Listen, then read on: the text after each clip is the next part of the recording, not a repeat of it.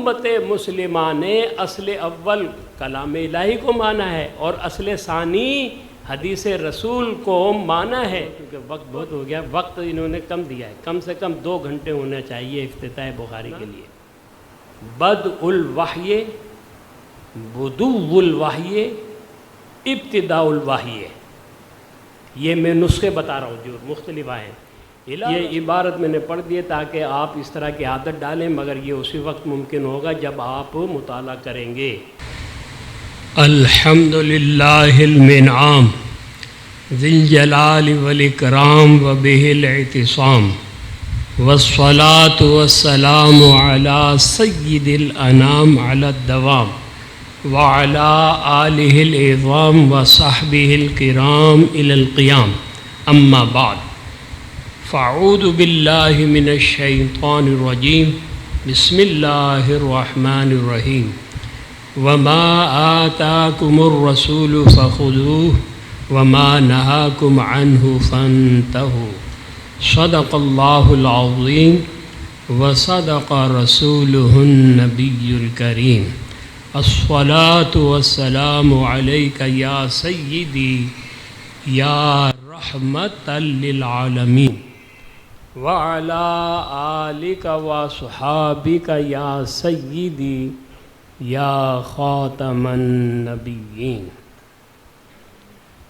مختصر حمد و صلوات کے بعد عرض ہے، اس ادارے کے معتمم حضرت علامہ مفتی صہیب معینی صاحب سلمہ اللہ تعالی نے مجھے یہاں آنے کی دعوت دی. ان کی دعوت کی بنیاد پر آپ کی خدمت میں حاضر ہوں. بہت سے علماء کرام یہاں تشریف فرما ہیں. یہ ان کی نوازش ہے، مہربانی ہے، جو یہاں رونق افروز ہیں. ورنہ حقیقت یہ ہے کہ یہ سب اپنے اپنے طور پر اہل علم ہیں اور بخوبی اس گفتگو کو جاننے والے ہیں جو کی جائے گی. تو بہرحال چونکہ میری ڈیوٹی لگائی گئی ہے، اس لیے اختصار کے ساتھ کچھ معروضات افتتاح بخاری کے حوالے سے آپ کے گوش گزار کروں گا.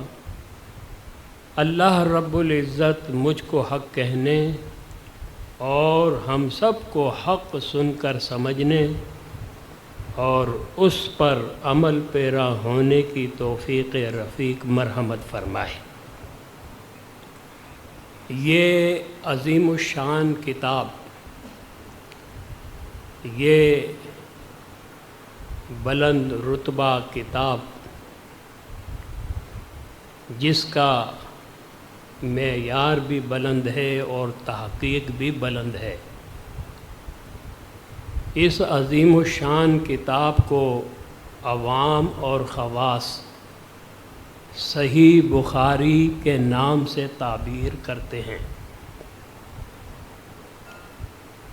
رہی بات امام بخاری رحمۃ اللہ تعالی علیہ کی، تو انہوں نے جو اس کا نام رکھا ہے وہ بھی آپ کے گوش گزار کروں گا.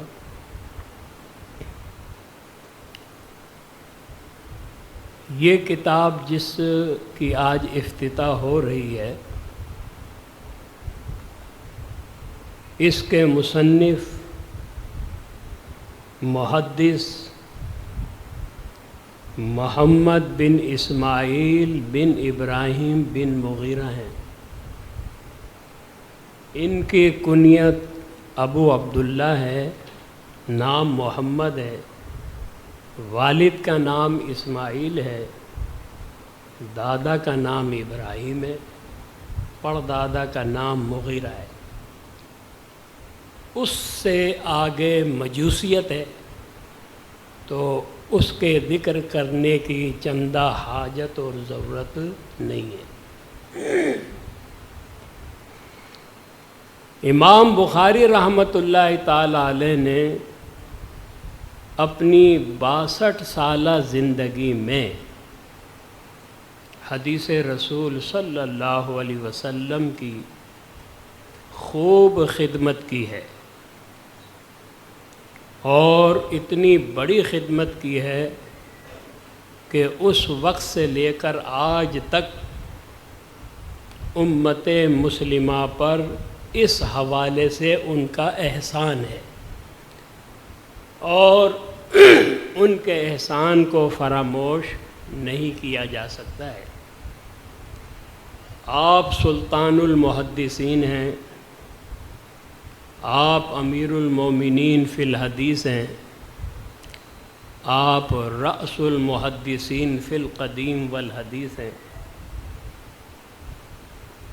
آپ نے بڑی جانفشانی کے ساتھ، محبت اور عقیدت کے ساتھ، دقت اور محنت کے ساتھ اس کتاب کو ترتیب دیا ہے۔ چنانچہ میں اس کا نام ذکر کرتے ہوئے کچھ باتیں آپ کے گوش گزار کرتا ہوں۔ امام بخاری رحمۃ اللہ تعالی علیہ نے اس کتاب کا نام رکھا ہے، اہل علم حضرات جانتے ہیں، اور عزیز طلبہ جو ذہین ہیں وہ بھی جانتے ہیں، تو عوام اہل سنت کے لیے عرض کر رہا ہوں جو یہاں قرب و جوار سے دور دراز سے تشریف لائے ہوئے ہیں۔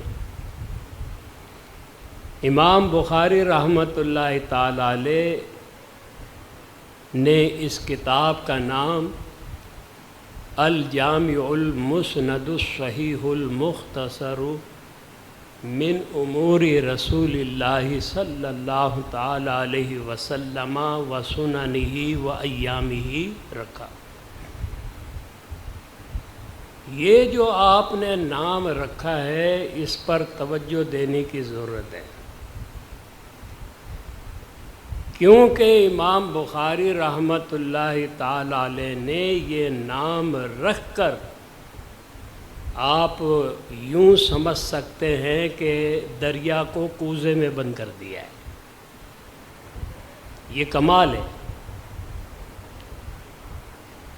سب سے پہلے الجامع کا لفظ آیا ہے،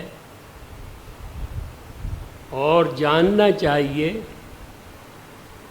جیسا کہ علماء نے لکھا ہے، اور میں ساری باتیں تقریباً وہی بیان کروں گا جو علماء نے لکھی ہے، اپنی طرف سے گھڑ کر بیان نہیں کروں گا۔ جو میری اپنی بات ہوگی وہ میں بتا دوں گا کہ میرا اپنا یہ خیال ہے۔ تو بہرحال الجامع یہ حدیث کا نام نہیں ہے بلکہ کتاب حدیث کا نام ہے، کیونکہ الجامع اس حدیث کی کتاب کو کہتے ہیں جس میں 8 عنوانات کے تحت احادیث کریمہ لائی جائے، اور وہ 8 عنوانات عقائد ہیں، احکام ہیں، آداب ہیں، مناقب ہیں، اشراط ہیں، سیر ہے، فتن ہے اور تفسیر ہے۔ یہ 8 عنوانات ہیں۔ تو پہلا لفظ جو لے کر آئے ہیں، کلمہ لے کر آئے ہیں، اس سے عمومیت کی طرف اشارہ کر رہے ہیں کہ یہ لفظ اپنے اندر عموم اور شمول رکھتا ہے، کہ یہاں پر تنوع عنوانات کی بات ہو رہی ہے، اور جو 8 عنوانات کے تحت آپ احادیث کریمہ لے کر آئے ہیں، تو دین کا بہت بڑا حصہ اس کا احاطہ آپ نے اس کتاب میں کیا ہے۔ تو یہ تو الجامع کی بات ہو گئی، اور آگے المسند ہے، اور ہمارے استاد محترم سعید ملت حضرت علامہ غلام رسول قادری رحمۃ اللہ تعالی علیہ نے المسند کی جگہ الصحیح لکھا ہے۔ میں ذرا ایسے بیٹھا ہوا ہوں کیونکہ بوڑھا آدمی ہوں، ذرا ٹیک مل جائے گی، آپ لوگ محسوس نہیں کرنا۔ تو چند دن پہلے میرا قبلہ مفتی منیب الرحمن صاحب دامت برکاتہم العالیہ کے پاس جانا ہوا، تو میں نے حضرت سے عرض کی کہ استاد محترم نے المسند کو مؤخر کر دیا، الصحیح کو مقدم کر دیا ہے، مجھے تو یہ کتابت کی غلطی معلوم دیتی ہے، کیونکہ جس کتاب سے انہوں نے بخاری کی حدیثیں لی ہیں اسی کتاب کی ابتدا میں جو نام لکھا گیا ہے اس میں المسند پہلے ہے اور الصحیح بعد میں ہے، جبکہ استاد محترم نے الصحیح پہلے لکھا، المسند بعد میں لکھا۔ تو انہوں نے فوراً جمشید کو اشارہ کیا کہ بھئی نوٹ کر لو اور تصحیح کرا دینا، اور اتفاق سے میں پڑھ رہا تھا استاد محترم کی کتاب کو، تو اس میں حضرت نے حضرت ابن عمر رضی اللہ تعالی عنہما کے حوالے سے لکھا کہ ان سے 1630 احادیث کریمہ مروی ہیں، جبکہ ان سے 2630 احادیث کریمہ مروی ہیں، تو یہ بھی کتابت کی غلطی۔ تو لہذا آپ کی خدمت میں یہ عرض کر رہا ہوں کہ لکیر کے فقیر بن کر مت رہنا، روایت پر اکتفا نہیں کرنا، درایت سے بھی کام لینا۔ اور یہاں مجھے ایک بڑی پیاری بات یاد آ گئی، ایک استاد محترم اپنے تلامذہ کو پڑھا رہے تھے، اور پڑھاتے ہوئے انہوں نے کہا کہ بھائی صرف روایت پر اکتفا نہیں کرنا، درایت سے بھی کام لینا۔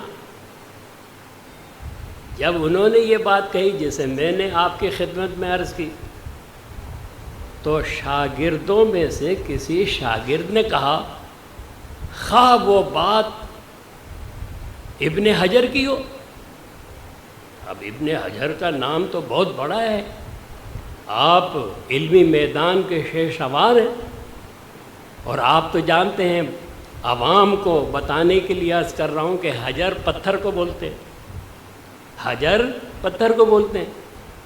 تو جب شاگرد نے کہا کہ استاد محترم خواہ ابن حجر کی بات ہو پھر بھی تحقیق کریں، درایت کریں، کہا کہ خواہ ابن جبل کی بات ہو، کیونکہ جبل پہاڑ کو بولتے ہیں اور حجر پتھر کو کہتے ہیں، یعنی ابن حجر کی بات نہیں بلکہ ابن جبل کی بات ہو تو پھر بھی درایت سے کام لینا، کیونکہ کتابت میں بہت غلطیاں ہو جاتی ہیں۔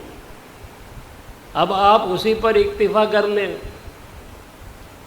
اور بات کو آگے بڑھا دیں، پتہ یہ چلے کہ آپ نے بھی غلطی کی اور آگے جس کو پہنچائی وہ بھی بیچارہ غلطی میں پڑ جائے گا۔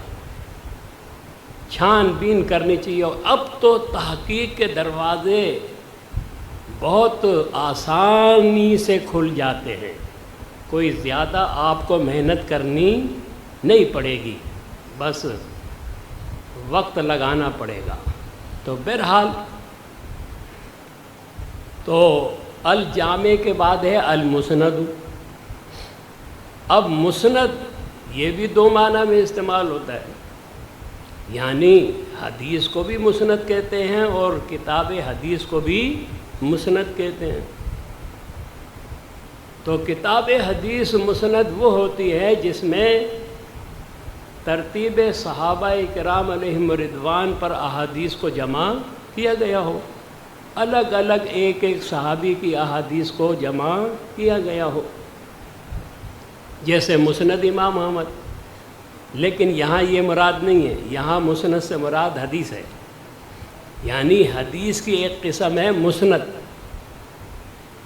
اور مسند اس حدیث کو کہتے ہیں جس کی سند متصل ہو اور جس کے روات عادل ہوں اور تام الضبط ہوں، کامل الضبط ہوں، اور وہ حدیث شاذ بھی نہ ہو، معلل بھی نہ ہو۔ تو یہاں یہی مراد لے رہے ہیں۔ دیکھو اب ہر حدیث تو اس طرح کی نہیں ملے گی، یہ تو مخصوص حدیثیں ہوں گی، تو پہلے الجامع لے کر آئے جس سے عموم کی طرف اشارہ کر رہے ہیں، پھر المسند لے کر آئے جس سے خصوص کی طرف اشارہ کر رہے ہیں۔ تو یہ نام کی ایک بات ہے، اور اس میں حسن ترتیب بھی ہے، اس میں حسن ترتیب بھی ہے کہ پہلے عموم کی بات کی، اب خصوص کی بات کر رہے ہیں۔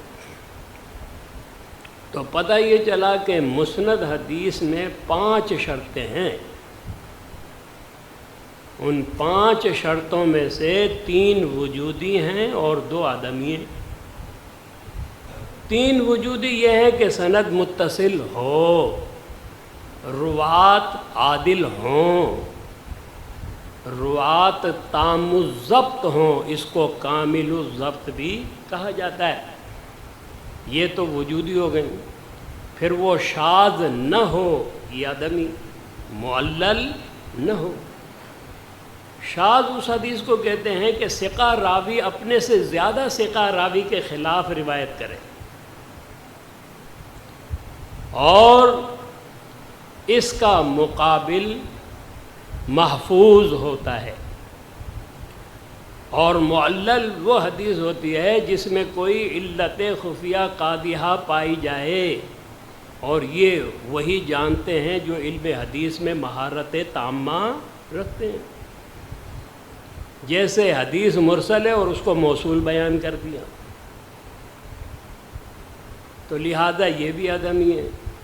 اب المسند کی بات ہو گئی، الجامع المسند۔ یہاں ایک بات اور عرض کر دیتا ہوں، ابھی ذہن میں آ گئی،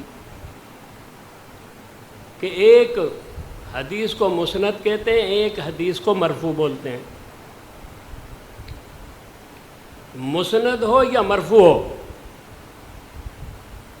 دونوں کی سند رسول اللہ صلی اللہ تعالی علیہ وسلم تک پہنچتی ہے۔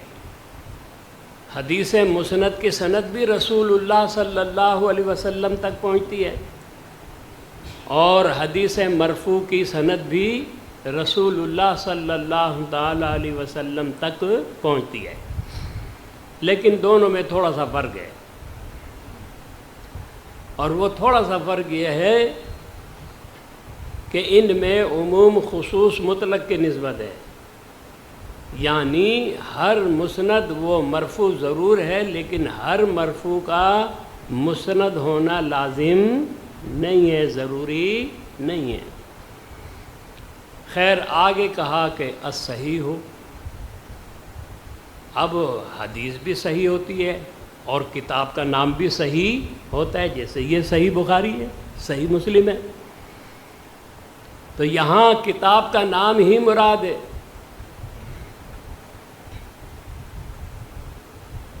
اور حدیث کی وہ کتاب جس کو صحیح کہتے ہیں، اس سے مراد یہ ہے کہ اس کے مصنف نے، اس کے مؤلف نے اور محدث نے اپنی کتاب میں احادیث صحیحہ کا لانے کا التزام کیا ہو، اور وہ اس میں بخوبی پایا جاتا ہے۔ تو یہ الصحیح سے متعلق ہے۔ پھر المختصر، تو بالکل واضح بات ہے کہ امام بخاری رحمۃ اللہ تعالی علیہ نے تمام احادیث کو تو اس میں جمع نہیں کیا، اور آپ یہ بھی جان لیں جو میں اب بتاؤں گا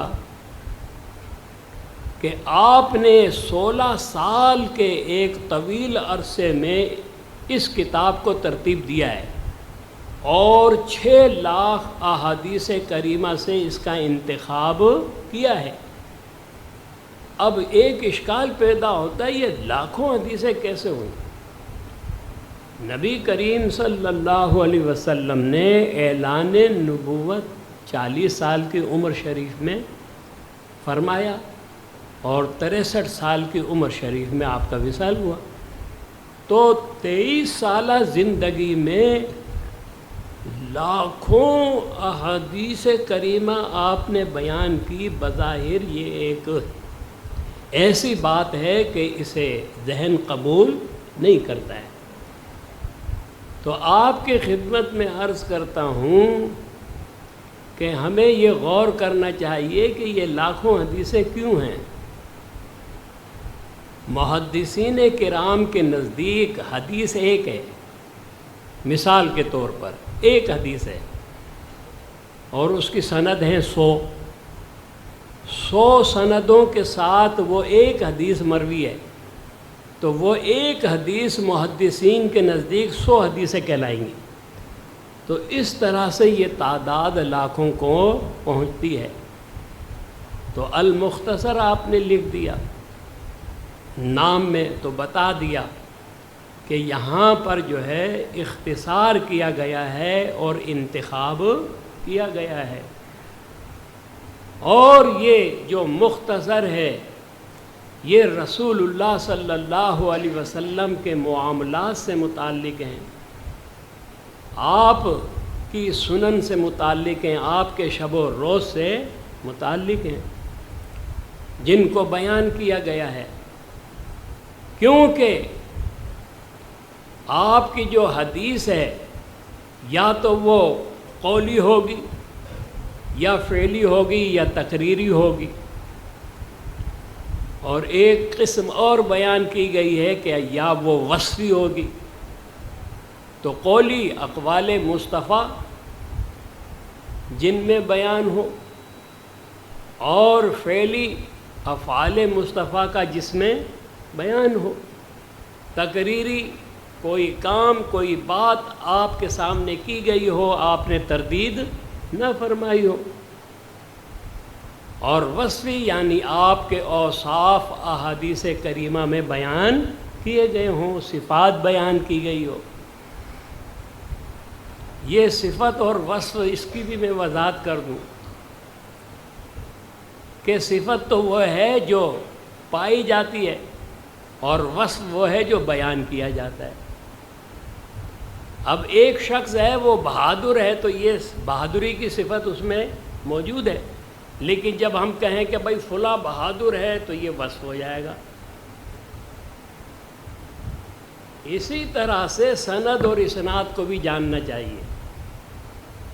کبھی سند کی جگہ اسناد، اسناد کی جگہ سند استعمال کر دیتے ہیں علماء، لیکن سند جو ہے یہ تو وہ زنجیر ہے روات کے سلسلے کی، اور جب ہم اس کی اسناد کسی قائل کی طرف کرتے ہیں تو پھر یہ اسناد کہلاتی ہے۔ تو یہ نام ہے، آپ نے دیکھا کہ اس نام میں عموم بھی پایا جا رہا ہے، خصوص بھی پایا جا رہا ہے، اور حسن ترتیب بھی پائی جا رہی ہے۔ تو یہ خوبی ہے اس کتاب کے نام کی۔ امام بخاری رحمۃ اللہ تعالی علیہ نے یہ کتاب لکھ کر حدیث پاک کی بہت بڑی خدمت کی ہے، لیکن اس بات کو جاننا چاہیے کہ امام بخاری رحمۃ اللہ تعالی علیہ وہ معصوم نہیں ہیں، وہ محفوظ ہو سکتے ہیں لیکن معصوم ہرگز نہیں۔ تو جو معصوم نہ ہو اس سے خطا ہو سکتی ہے، اس سے خطا ہو سکتی ہے۔ چنانچہ ہمارے استاد محترم سید ملت علیہ الرحمہ نے ان لوگوں کے لیے جو امام بخاری علیہ الرحمہ کو حرف آخر سمجھتے ہیں ان لوگوں کے لیے بیان کیا ہے کہ امام بخاری رحمۃ اللہ تعالی علیہ سے سند حدیث میں بھی تسامح ہوا ہے، متن حدیث میں بھی تسامح ہوا ہے، اور استنباط مسائل میں بھی تسامح ہوا ہے۔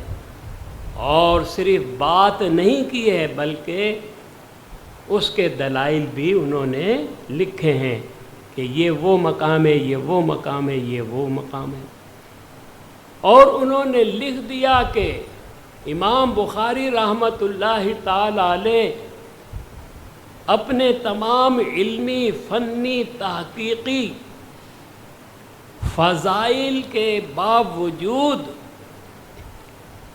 تسامح ان سے ہوا ہے، اور یہ ان کے لیے ہے جو امام بخاری کو حرف آخر مانتے ہیں اور سمجھتے ہیں۔ اور اس صحیح بخاری میں اور بھی بہت کچھ ہے، لیکن یہاں اس کا موقع نہیں ہے جو میں بیان کروں، بات چیت ہوتی رہتی ہے، تو میں نے یہ کچھ اختصار کے ساتھ بیان کیا۔ آگے میں پڑھتا ہوں۔ بسم اللہ الرحمن الرحیم۔ اب یہاں آپ سمجھتے ہیں کہ با کے بعد اسم ہے،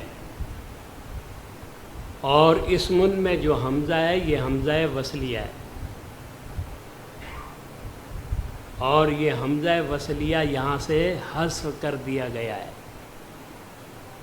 اور اس حذف کے بدلے میں با کو لمبا کر دیا۔ آپ دیکھ رہے ہیں یہ رسم الخط یہی ہے کہ یہ با لمبی کر کے لکھی جاتی ہے تاکہ دلالت کرے یہاں سے حمزہ وصلیہ کا حذف ہوا ہے۔ با حرف جر ہے، آپ جانتے ہیں شروع جب ہوتی ہے تو جب حروف جارہ پڑھائے جاتے ہیں، با حرف جر ہے، لیکن ہم لوگ حروف سے متعلق سمجھنے کی کوشش نہیں کرتے کہ یہ حروف کتنے معانی کے لیے استعمال ہوتے ہیں اور کہاں کہاں کیسے کیسے استعمال ہوتے ہیں، حالانکہ یہ بہت بڑا علم ہے۔ بہرحال یہاں پر اللہ اسم جلالت، یہ ذات واجب الوجود کا علم ہے، اور الرحمن الرحیم یہ صفات ہیں اور صفات کمال ہے۔ امام بخاری رحمۃ اللہ تعالی علیہ پر یہ اعتراض کیا گیا کہ انہوں نے اپنی صحیح کی ابتدا تسمیہ سے تو کی ہے، بسملہ سے تو کی ہے، لیکن تحمید نہیں کی، اللہ کی حمد بیان نہیں کی۔ اب اس کے اوپر جناب ایک طویل بحث ہو رہی ہے، کیونکہ جو اہل علم حضرات تھے واقعتاً ان کا ذہن اتنا بڑا تھا کہ وہ جو ضروری چیزیں ہوتی تھیں ان کو تو یاد کر ہی لیتے تھے، پھر بھی ان کے پاس وقت ہوتا تھا۔ اب جب وقت ہوتا تھا تو پھر اب ابحاث شروع ہو جاتی تھی، چنی چنا اگر مگر یہ وہ سب باتیں وہ کرتے تھے۔ اب ہمارے پاس تو ذہن ہی نہیں ہے، وہ ہم تو ضروری باتیں ہی نہیں یاد کر سکتے ہیں، تو ابحاث کیا کریں گے؟ تو تمام ابحاث سے صرف نظر کرتے ہوئے ہمارے استاد محترم نے لکھا ہے کہ اس اعتراض کا جواب کہ آپ نے تحمید نہیں کی یہ ہے کہ بسم اللہ الرحمن الرحیم آپ نے لکھی ہے ابتدا میں، اور رحمان اور رحیم یہ صفات کمال سے ہیں، اور حمد نام ہے صفات کمال کے اظہار کا، تو لہذا اس میں حمد بھی پائی جا رہی ہے۔ اور تسمیہ جو اس کو کہا جاتا ہے وہ عمومی معنی کے اعتبار سے ہے، اور بسملہ جو کہا جاتا ہے وہ خصوصی طور پر ہے، کیونکہ بسملہ کا معنی ہی ہے بسم اللہ الرحمن الرحیم کہنا، پڑھنا۔ اب یہاں پر ابحاث تو بہت بڑی ہیں، لیکن میں آپ لوگوں کی دلچسپی کے لیے 2 باتیں عرض کر دیتا ہوں، بلکہ 3 کر دیتا ہوں، اور وہ 2 باتیں یہ ہیں کہ جہاں تک اس کے پڑھنے کی صورت ہے تو آپ بسم اللہ الرحمن الرحیم یہ تو پڑھتے ہی ہیں، لیکن بسم اللہ الرحمن الرحیم بھی پڑھ سکتے ہیں، بسم اللہ الرحمن الرحیم بھی پڑھ سکتے ہیں۔ جب صفات کو مرفوع پڑھیں گے تو مبتدا محذوف مانیں گے اور تقدیر عبارت ہوگی هو الرحمن الرحیم، اور جب منصوب پڑھو گے تو فعل مقدر مانو گے اور عن الرحمن الرحیم۔ اور دوسری بات یہ ہے کہ با اس میں جر ہے اور ما بعد مجرور ہے، وہ پوری ترکیب ہے آپ نے کی ہوئی ہوگی۔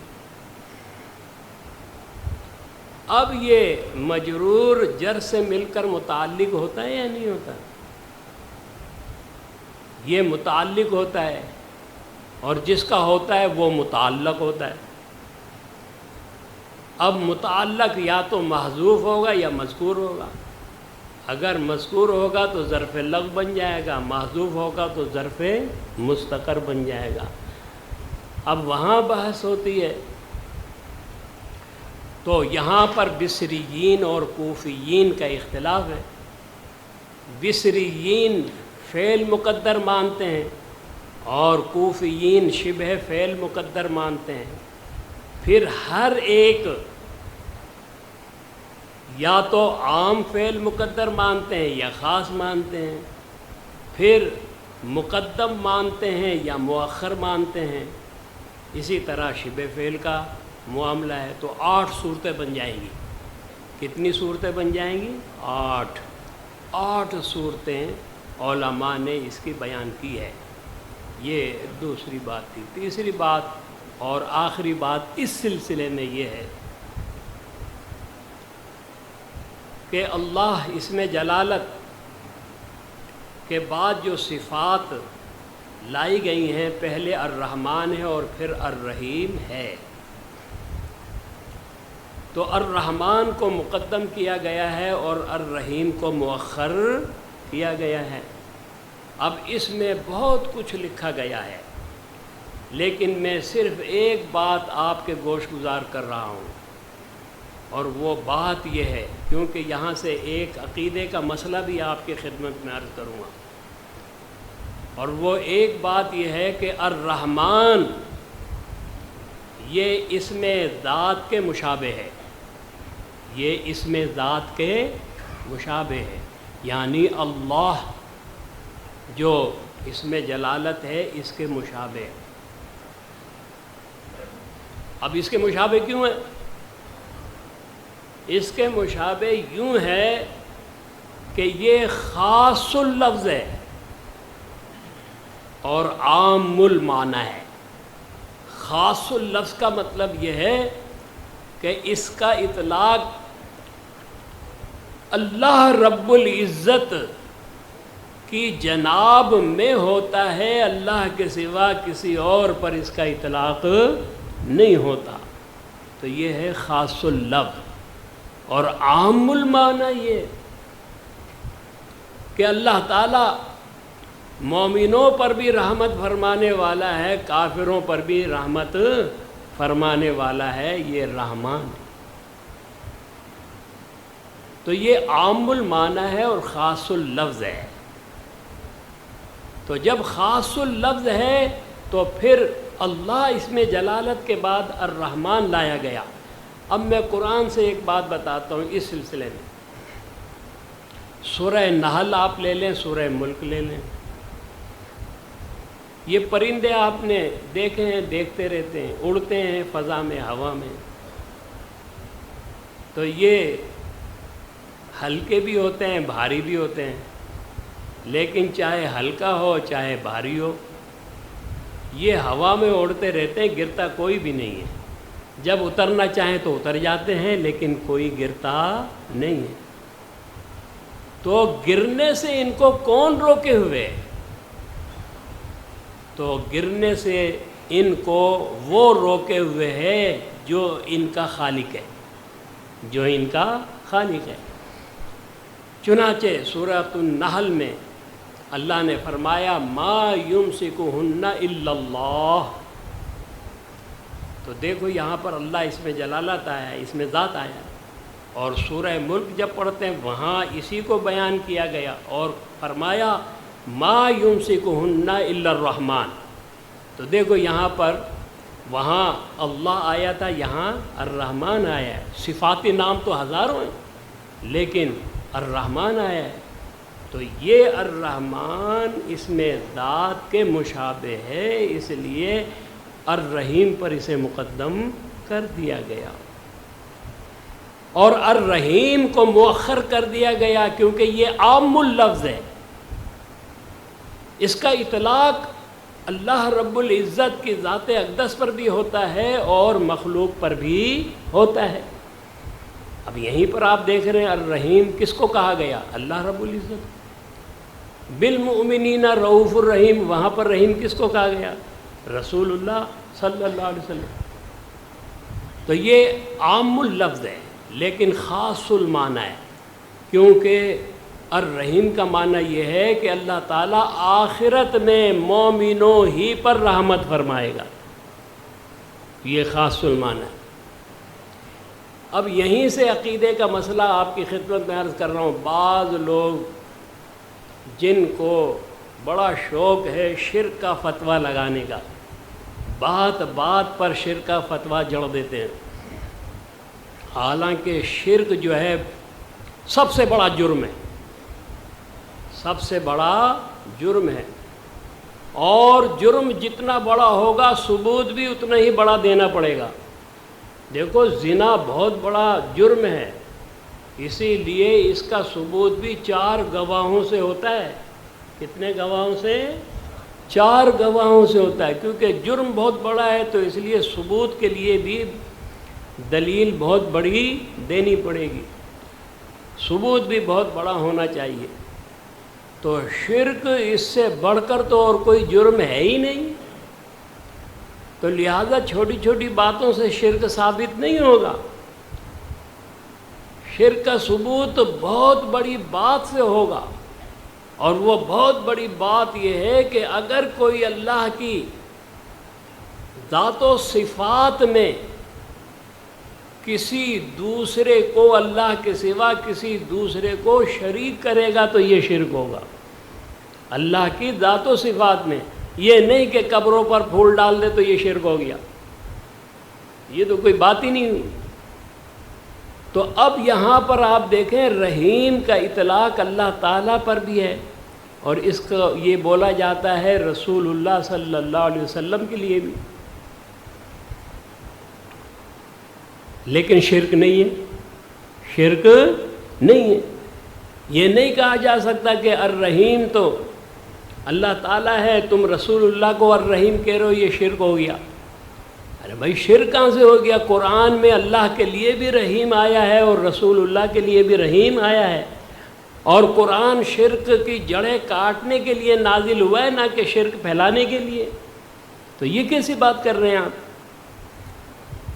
تو شرک کس طور پر ہوگا؟ شرک اس طور پر ہوگا کہ اشتراک 2 طرح پر ہوتا ہے، ایک اشتراک لفظی ہوتا ہے، ایک اشتراک معنوی ہوتا ہے۔ اب یہاں لفظی اشتراک تو ہے کہ الرحیم میں جو حروف ہیں، جو صورت ہے، وہی اللہ تعالیٰ کے لیے بھی ہے، وہی رسول اللہ کے لیے بھی ہے، لفظی اشتراک تو ہے، لیکن معنوی اشتراک نہیں ہے، کیونکہ الرحیم اللہ تعالیٰ کے لیے اس معنی میں بولا جاتا ہے کہ وہ اپنی ذات میں الرحیم ہے، وہ الرحیم ہونے میں کسی کا محتاج نہیں ہے، وہ ازلی ابدی الرحیم ہے، وہ قدیم ہے، اس کی صفات بھی قدیم ہیں، اور رسول اللہ صلی اللہ علیہ وسلم کو الرحیم کہا جاتا ہے اس معنی میں کہ آپ ذاتی طور پر الرحیم نہیں ہے، بلکہ اللہ نے آپ کو الرحیم بنایا ہے، اور آپ کی یہ جو صفت ہے حادث ہے، قدیم نہیں ہے۔ آپ اپنی اس صفت میں بلکہ تمام صفات میں، تمام اوصاف میں، تمام شانوں میں، تمام خوبیوں میں، تمام رتبوں میں محتاج ہیں اپنے رب اللہ رب العزت کے۔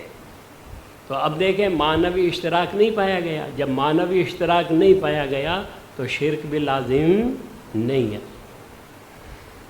اب میں عبارت پڑھتا ہوں جو آپ نے پڑھی ہے، بس آپ سنتے جائیں۔ 40 منٹ تو ہو گئے، بس میں عبارت پڑھ دیتا ہوں تاکہ آپ پتہ جو اس طرح سے اگر آپ پڑھیں گے نا، مگر یہ اس وقت پڑھ سکتے ہیں آپ جب آپ نے اچھی طرح سے مطالعہ کیا ہو اور پڑھا ہو، تو پھر اس طرح سے پڑھ سکتے ہیں۔ بابن، بابو، باب، کیف کانا، بدء الوحی، بدو الوحی، ابتداء الوحی۔ یہ میں نسخے بتا رہا ہوں جو مختلف آئے ہیں۔ الی رسول اللہ صلی اللہ تعالی علیہ وسلم وقول اللہ وقول اللہ عز وجل عز جل ذکرہ سبحانہ، یعنی ایک نسخے میں یہ، ایک میں یہ، اس میں عز وجل اور ایک میں جل ذکرہ اور ایک میں سبحانہ۔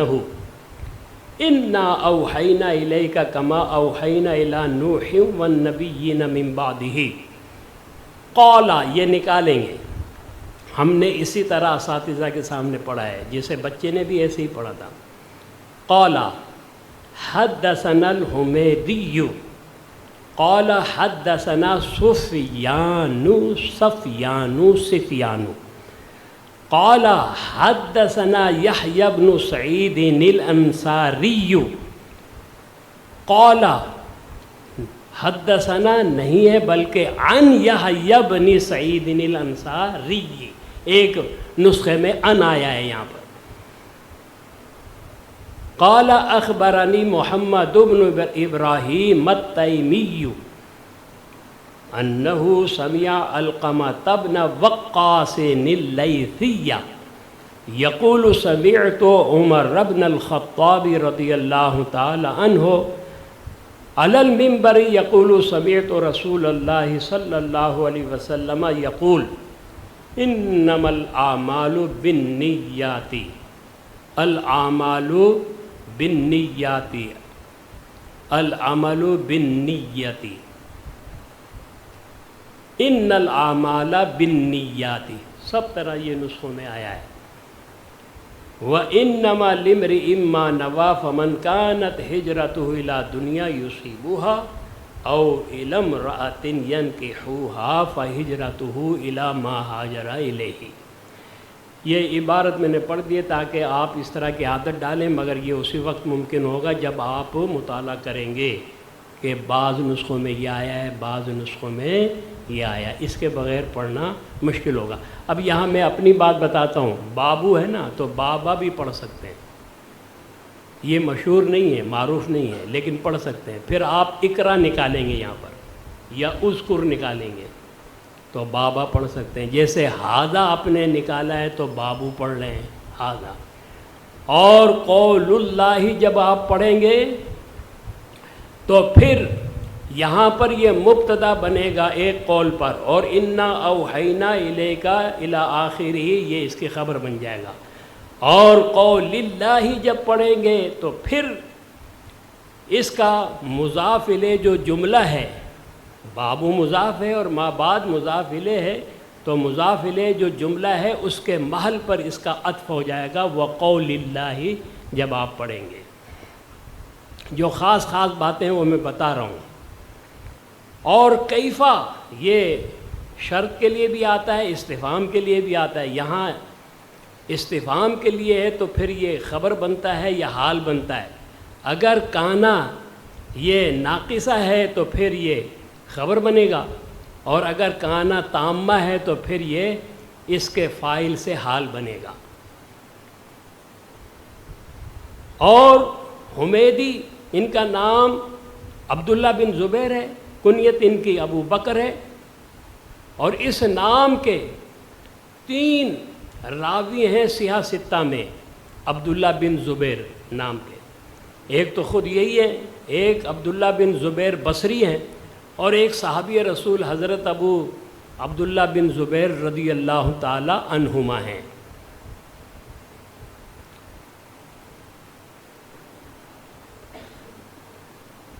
اس سند میں تحدیث بھی ہے، اخبار بھی ہے، سما بھی ہے، اور عنعنہ بھی ہے، چاروں چیزیں۔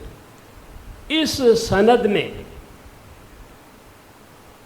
بعض تابعین ایک دوسرے سے روایت کر رہے ہیں،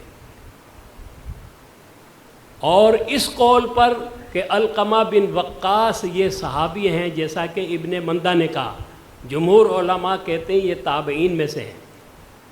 تو اگر صحابی کا قول لیا جائے گا تو اس سند میں ایک صحابی دوسرے صحابی سے روایت کر رہا ہے، یہ بات بھی ہوگی۔ پھر اس سند کی ایک بات یہ ہے کہ اس میں جو راوی ہے وہ مکی بھی ہے، مدنی بھی ہیں۔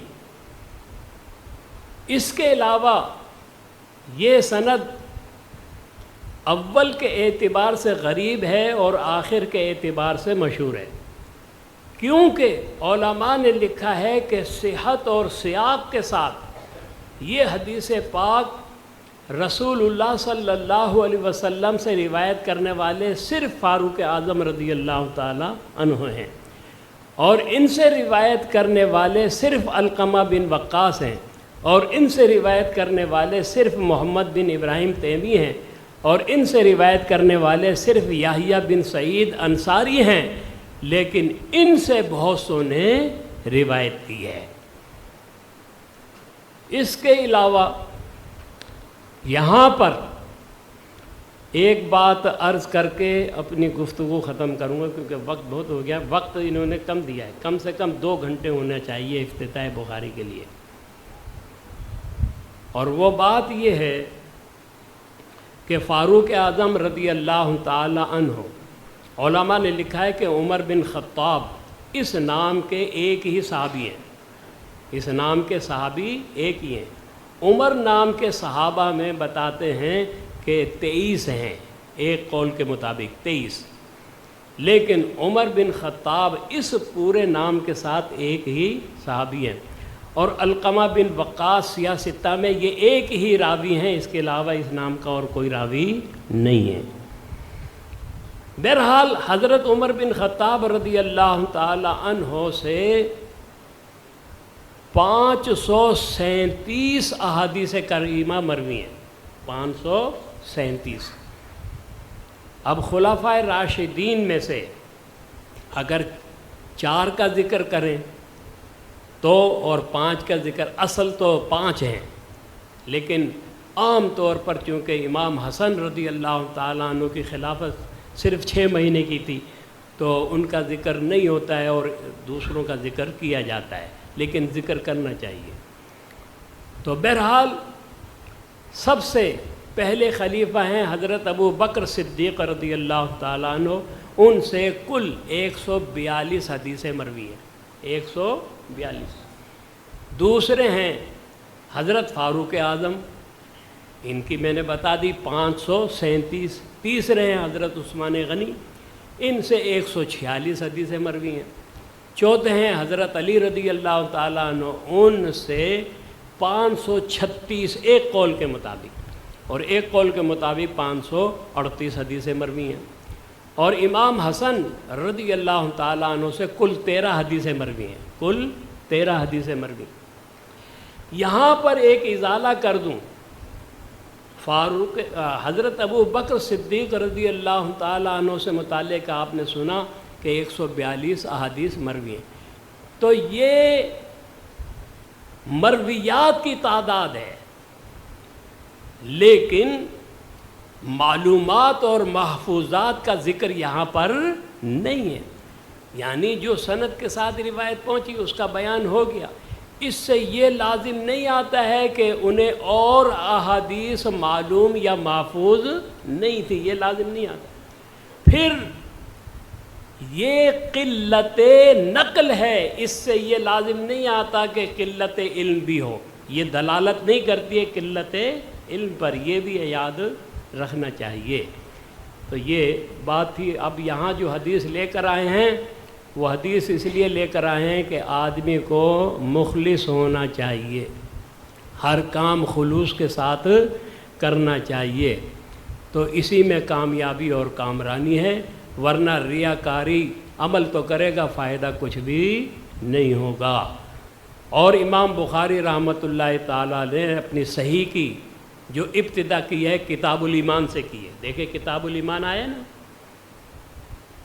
اور اختتام کتاب التوحید پر کیا ہے، یعنی غور فرمائے امام بخاری رحمۃ اللہ تعالیٰ علیہ وہ اپنی صحیح کی ابتدا کر رہے ہیں کتاب الایمان سے، انتہا کر رہے ہیں کتاب التوحید پر، تو اشارہ کر رہے ہیں کہ بندہ مومن از ابتدا تا آخر ایمان پر قائم اور دائم رہے، مستقیم رہے، بیچ میں اعمال اور احکام کی احادیث لے کر آئے ہیں، اور وہ اس بنیاد پر اعمال صالحہ کی عمارت کو تعمیر کرے، تو پھر اسی کے لیے کامل کامیابی ہے، اسی کے لیے کامل کامیابی ہے۔ اب رہا یہ کہ بھئی ابتدا تو باب وحی سے ہو رہا ہے، تو آپ نے کیسے کہا کتاب الایمان سے؟ تو یہ ابتدا نہیں ہے، یہ تمہید ہے، کتاب کی ابتدا کتاب الایمان سے ہے، اور یہ باب کیف کان بدء الوحی یہ جو ہے تمہید ہے اس کتاب کی، جیسے قرآن کی سورہ فاتحہ تمہید ہے، دیباچہ ہے، تو یہ تمہید ہے، اور اس تمہید سے یہ بتانا چاہ رہے ہیں کہ اس کتاب میں جتنی بھی احادیث کریمہ لائی گئی ہیں ان کا تعلق بھی وحی کے ساتھ ہے، بس فرق اتنا ہے قرآن وہ وحی جلی ہے اور یہ وحی خفی ہے، وہ وحی مطلوع ہے، یہ وحی غیر مطلوع ہے، یہ فرق ہے۔ لہذا امت مسلمہ نے اصل اول کلام الہی کو مانا ہے اور اصل ثانی حدیث رسول کو مانا ہے، تو لہذا یہ حدیث رسول اصل ثانی ہے، امت مسلمہ نے ابتدا سے یہ بات مانی ہے۔ اب جو اس کا انکار کرتا ہے اس کو منکرین حدیث کہتے ہیں، اور یہ مختصر نام ہے ان کا، ورنہ اصل بات یہ ہے کہ وہ حدیث رسول کی حجیت کے منکر ہیں، اصل بات یہ کہ وہ حدیث رسول کی حجیت کے منکر ہے، اور اس سلسلے میں مختلف وہ باتیں کرتے ہیں۔ تو اگر اجازت دے تو دو باتیں عرض کر دوں یا ختم کر دوں؟ ہاں، دو باتیں یہ ہیں، وہ دو باتیں یہ ہیں، ایک تو دیکھیں پہلے حدیث رسول کی حجیت کو نہیں مانتے ہیں، لیکن اب وہ ثابت کر رہے ہیں کس طرح سے کہ بھائی فاروق اعظم رضی اللہ تعالی عنہ نے فرمایا ہمارے لیے قرآن ہی کافی ہے، ہمارے لیے قرآن ہی کافی ہے۔ تو دیکھیں فاروق اعظم فرما رہے ہیں ہمارے لیے قرآن کا۔ اللہ کے بندو، تم قول رسول کو مانتے نہیں ہو حجت، اور قول فاروق اعظم کو حجت بنا رہے ہو اور دلیل دے رہے ہو لا کے۔ بہرحال ان کے فرمان میں اور تمہارے کہنے میں زمین و آسمان کا فرق ہے۔ وہ یہ کہہ کے کہ ہمارے لیے قرآن ہی کافی ہے، وہ حدیث رسول کی حجیت کے منکر نہیں ہیں، تم تو انکار کرتے ہو حجیت کا، تو لہٰذا تمہارے کہنے میں اور ان کے کہنے میں زمین و آسمان کا فرق ہے۔ اور آخری بات عرض کر کے اپنی گفتگو ختم کرتا ہوں، اور وہ یہ ہے کہ ایک طرف یہ بہانہ کرتے ہیں کہ گھڑی ہوئی حدیثیں ملا دی گئی ہیں صحیح حدیثوں میں، گھڑی ہوئی حدیثیں صحیح حدیثوں میں ملا دی گئی ہیں، لہذا اب حدیث کا کوئی اعتبار نہیں ہے، تو اس کو لے کر وہ انکار کرتے ہیں۔ اور ہم یہ کہتے ہیں جو بات تم بیان کر رہے ہو وہی تو حدیث رسول کے اقرار پر دلالت کر رہی ہے، تو آپ کہیں گے وہ کیسے؟ تو تو عرض کروں گا کہ دیکھیں کرنسی آپ جانتے ہیں، پاکستان کی کرنسی ایک اصلی ہے ایک جعلی ہے۔ تو جعلی کرنسی لوگ چھاپتے ہیں نا، آپ نے دیکھا ہوگا یہ اعلان کیا جاتا ہے بھائی 500 والا نوٹ جو ہے وہ جعلی چھپ رہا ہے خیال کرنا، 5000 والا جعلی چھپ رہا ہے خیال کرنا۔ تو جعلی کرنسی چھپتی ہے، چھاپنے والے چھاپتے ہیں۔ اب اگر اصلی کرنسی کی کوئی قدر و قیمت نہ ہو، ویلیو نہ ہو، تو کون جعلی کرنسی چھاپے گا؟ جعلی کرنسی چھپتی اسی وقت ہے جب اصلی کرنسی کی ویلیو قدر و قیمت ہوتی ہے۔ تو لہذا یہیں سے پتہ چلا کہ موضوع حدیثیں، گھڑی ہوئی حدیثیں اسی وقت گھڑی گئیں جب کہ اصلی حدیث کی ویلیو تھی، قدر و قیمت تھی۔ اگر اصلی حدیث کی قدر و قیمت اور ویلیو نہ ہوتی پھر حدیث گھڑنے کی کوئی حاجت نہیں تھی۔ اب رہا یہ کہ جب ملا دی گئی ہے تو پھر اعتبار ختم ہو گیا، نہیں، بلکہ اگر کوئی جعلی کرنسی لے کر جائے گا بینک میں تو بینک والا اسے فوراً ہاتھ میں لیتے ہی کہے گا کہ یہ جعلی کرنسی ہے اور اس کا اعتبار نہیں ہوگا، اس سے اصلی کرنسی کی قدر و قیمت پر کوئی فرق نہیں پڑے گا۔ اسی طرح سے محدثین نے گھڑی ہوئی حدیثوں کو بھی نکال کر باہر پھینک دیا کہ یہ گھڑی ہوئی حدیثیں ہیں، ان کا اعتبار نہیں ہے۔ تو اصلی جو حدیث رسول ہے اس کی قدر و قیمت اور اس کی منزلت پر کوئی بھی حرف نہیں آئے گا۔ اللہ تعالی ہم سب کو سمجھنے کی توفیق رفیق مرحمت فرمائے۔ وآخر دعوانا الحمد للہ رب